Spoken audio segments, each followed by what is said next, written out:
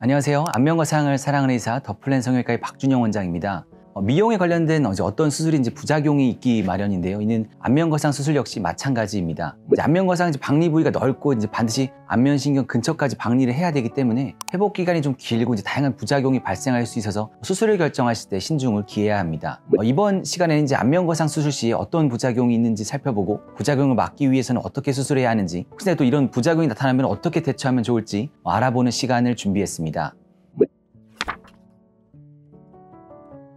안면거상에서 발생하는 가장 대표적이고 많이 들어보셨을 부작용으로 칼귀가 있습니다. 제가 수술 전에 디자인에 좀 맞추면 환자분들께서 인사처럼 하시는 말씀 중에 하나가 원장님 칼귀 안 되게 해주세요라고 이야기를 하시고 수술방에 올라가시는데요. 이 칼귀는 선천적으로도 있을 수가 있는데, 이런 좀 선천적인 칼귀는 안면거상 수술할 때 조금 동그랗게 말면 쉽게 교정이 되는 반면에, 예전에 안면거상을 받고 나서 생긴 칼귀 같은 경우에는 좀 스마스를 안 당기고 피부를 좀 많이 잘라서 생긴 경우가 대부분이기 때문에 아무리 재수술을 할 때 스마스를 당겨 올려서 귀에 장력을 미치지 않게 하더라도 피부 자체가 좀 모자라기 때문에 안타깝지만은 교정되는 정도가 조금 적을 수는 있습니다. 이 칼귀는 사실 수술 직후에는 바로 확인할 수가 없고 꽤 시간이 지나야 알 수 있는 부분으로는 적어도 6개월에서 1년 정도 지나서 판단을 할 수가 있고, 아무리 안면거상을 기가 막히게 시행한다고 해도 귓볼의 위치가 약간은 변할 수는 있지만은 귓볼이 막 이렇게 잡아 당겨지는 듯한 모양이라든가 아니면 귀의 축이 변하는 정도라면 칼귀 변형을 의심해 볼 수가 있습니다. 칼귀의 원인은 거의 100% 안면거상 수술 시에 스마스를 들어 올릴 때 유지인대를 다 끊고 스마스를 완전히 자유롭게 만든 상태에서 끌어올려서 고정을 해야 되는데, 유지인대가 좀 덜 끊겨서 스마스가 다시 좀 떨어지거나 아니면은 스마스를 정확하게 끌어올린다고 해도 피부를 너무 많이 제거를 하게 되면 칼귀가 발생하게 됩니다.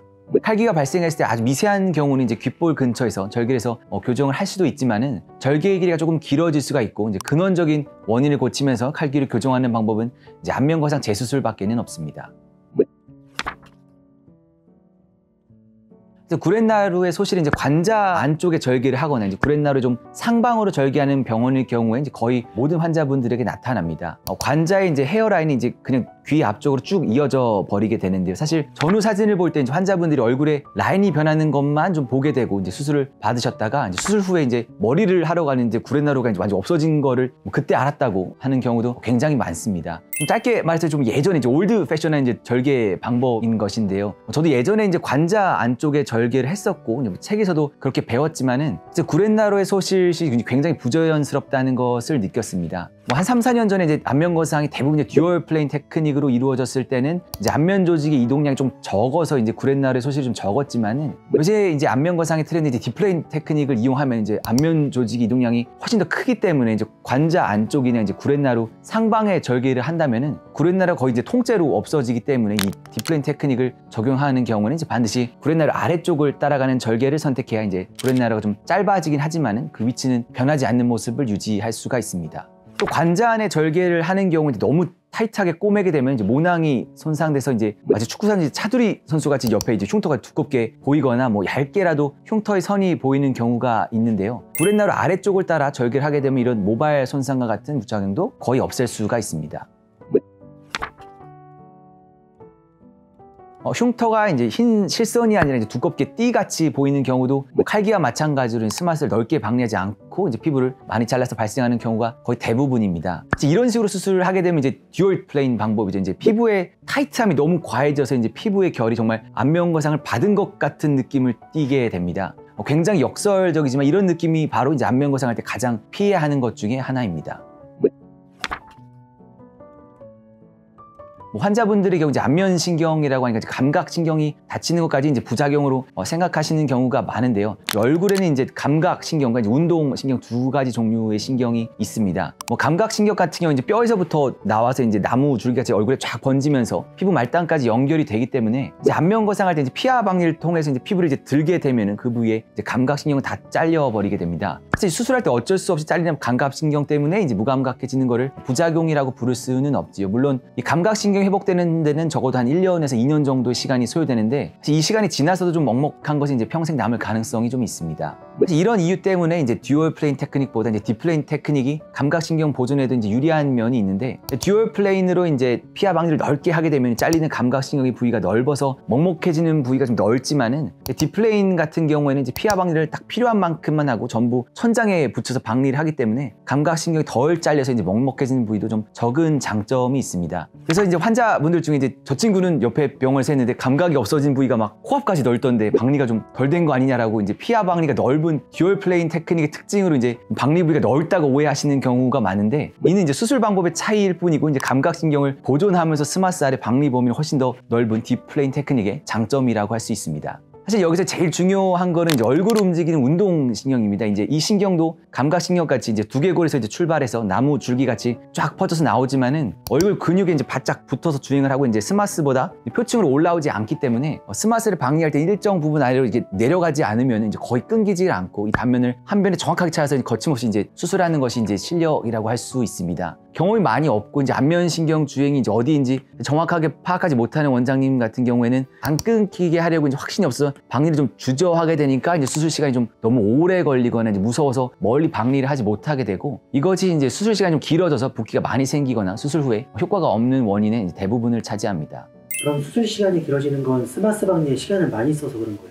제 생각엔 이제 아마 수술 시간이 좀 긴 원장님들은 뭐 흉터를 꼬매는데 좀 정성을 들이기 때문에 오래 걸린다고 말씀들을 하시는데, 사실 이 안면거상의 절개 길이가 아무리 길어봤자 한 15에서 20cm 정도인데, 이제 성형외과 트레이닝을 정확하게 받은 전문의의 경우에 이제 꼬매는 시간으로 흉터 결과가 차이가 나지 않는다는 것을 이제 분명히 알 것이고요. 뭐 실 이제 3개 정도로 3번 연결해서 꼬매든 이제 처음부터 하나하나 이제 따로 꼬매든 시간 차이는 뭐 한쪽에 한 15분 정도밖에는 차이가 안 나게 됩니다. 사실 제 생각에는 이제 아마 스마스 박리의 시간이 오래 걸리는 것을 좀 마스킹하려고 하는 것이 아닌가 하는 생각이 듭니다. 이제 경험이 좀 부족하면 이제 안면신경이 지나는 가장 위험한 부위에 이제 시간이 많이 걸릴 수밖에는 없으니까요. 그럼 이제 일필휘지라고 하죠. 이제 어느 정도 수준 이상인 분들은 주저함이 없기 때문에 사실 수술 시간이 오래 걸린다고 이제 자랑하지는 않습니다. 이제 영피신 분들도 글 쓰는 것을 보면 한 번에 쫙 쓰시지 이제 주저함이 없는 것이 대충 하는 것이 아니거든요. 뭐 또 미국에 이제 안면거상 하시는 이제 교과서에 나오시는 분들도 어떤 테크닉으로 이제 수술 시간을 좀 줄이고 뭐 붓기나 조직의 데미지를 적게 하면서 이제 박리 범위가 넓고 이제 좋은 수술을 연구를 합니다. 사실 이제 어떤 수술 방법을 선택하고 스마스를 어떻게 처리하는지가 봉합에 얼마나 많은 시간을 투자하는지보다는 이제 훨씬 더 중요할 것 같습니다.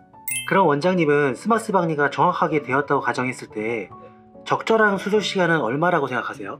제 생각에는 이제 수술 준비가 다 돼 있고 이제 환자분이 이제 얼굴을 디자인을 시작해서 이제 봉합을 끝내고 드레싱 마칠 때까지 한 3시간에서 한 3시간 반 정도면 이제 신속하면서 이제 너무 느리지는 않는 시간이라고 이제 생각을 합니다. 안면거상에서 제일 많이 생길 수 있고 또 가장 피하기 쉬운 부작용이 바로 혈종, 이제 출혈입니다. 출혈은 이제 수술 후 이제 며칠 되지 않아서 혈압이 갑자기 올라가서 이제 혈관이 터지면서 수술한 부위에 피가 딱 차는 것을 의미를 하는데요. 이제 원인은 이제 거의 대부분 혈압이 갑자기 오르거나 뭐 과하게 움직였거나 뭐 고개를 숙이거나 이제 무거운 거를 들 때 이제 대부분 발생을 합니다. 뭐 피통을 찼으니까 이제 혈종을 예방할 수 있는 거 아니냐라고 물어보실 수는 있는데, 사실 피통은 이제 수술 부위 어쩔 수 없이 고이는 적은 양의 혈액이나 뭐 체액을 빼내려고 하는 것이지 이제 한 번에 탁 터지는 출혈은 이제 감당할 수가 없습니다. 그래서 수술 후 한 2주 정도는 이제 다니실 때 항상 좀 천천히 다니셔야 되고 혈압을 올리는 자세나 뭐 상황을 좀 피하셔야 이제 출혈이 생겨서 혈종을 제거하는 추가 수술을 피할 수가 있습니다. 만약에 이제 피가 수술 부위에 좀 고여서 이제 혈종이 생겼거나 이제 피통을 차지 않는 경우에 고인 혈액이 이제 시간이 지나면 이제 딱딱하게 좀 굳어져서 이제 흉처럼 좀 자리를 잡을 수 있기 때문에 수술 초반에는 이제 반드시 주의하셔야 됩니다. 이번 시간에는 이제 안면거상 후에 발생할 수 있는 부작용과 이에 대처하는 방법에 대해서 알아봤는데요. 안면거상의 부작용과 관련해서 더 궁금하신 내용이 있으시면 댓글이나 병원으로 문의 부탁드립니다. 지금까지 안면거상을 사랑하는 의사 더플랜 성형외과의 박준영 원장이었습니다. 감사합니다.